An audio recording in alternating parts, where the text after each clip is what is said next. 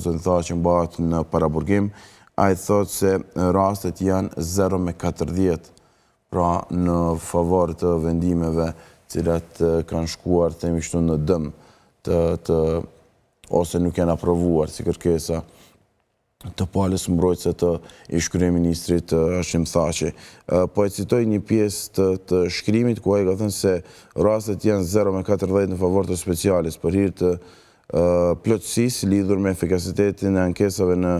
gjyqin për krime ndaj Hashim Thaçit. Mbrojtja në këtë gjykim tashmë ka paraqitur 40 ankesa të ndërmjetme, derisa paneli i apelit deri më tani i ka refuzuar të gjitha.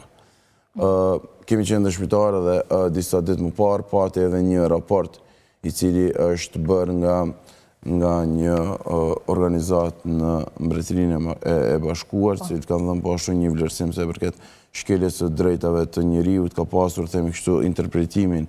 jo interpretimin, po leximin shkojnë për shkojnë nga ana e avokatit popullit se përket gjetjes së këtij raportit. I njëjti raport është përcjell më pas edhe vendeve të ndryshme, pra përfaqësive diplomatike të vendeve të ndryshme, se përket këtij asaj se çfarë po ndodh në gjykimin ndaj Thaçit dhe të tjerëve, dhe në vazhdimsi çuditërisht gjithmonë është raportuar pra për një mohim të drejtave themeltare, të drejtave të njeriut. Në këtë rast pra po shohim se edhe në rastin Thaçi, në bazë të asaj se çfarë ka thënë Misetiç, pra 40 ankesa ose kërkesa të parashtruara apelit dhe gjitha të refuzuara një mbas një, besoj që kjo Nuk janë lajme të mira. Flet më së miri. Në fakt sinjalet gjithmonë nga gjykata speciale kanë qenë negative për hir të së vërtetës. Pra çdo herë kur kemi diskutuar, ka pasur raporte, ka pasur themi kështu gjetje të ndryshme që kanë konstatuar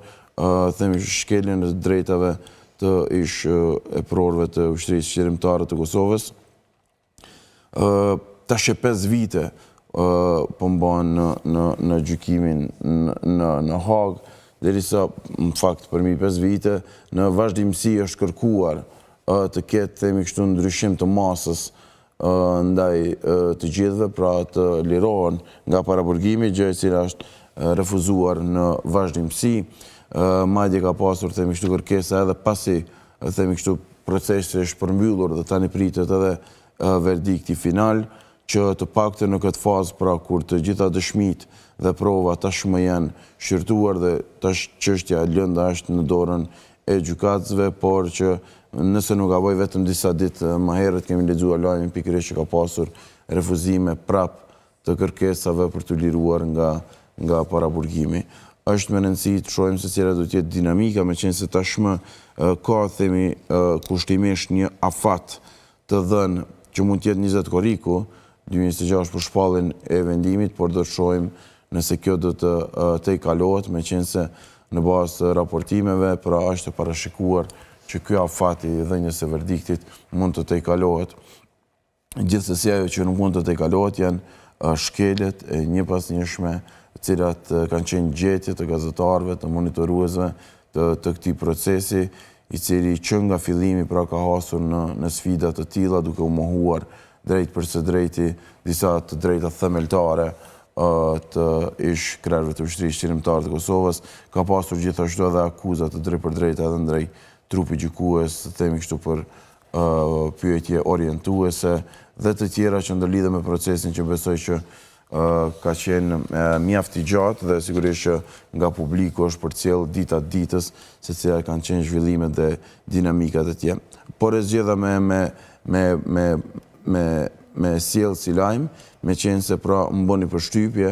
qysh prej 40 ankesave në asnjë rast apeli pra nuk ka vendosur në favorin e ish presidentit Hashim Thaçi. Nuk paregjykoj kërkesat të cilat janë bërë, sepse nuk i di krejt në detaje, por thjesht si informacion duke e krijuar pra një avantazh të tillë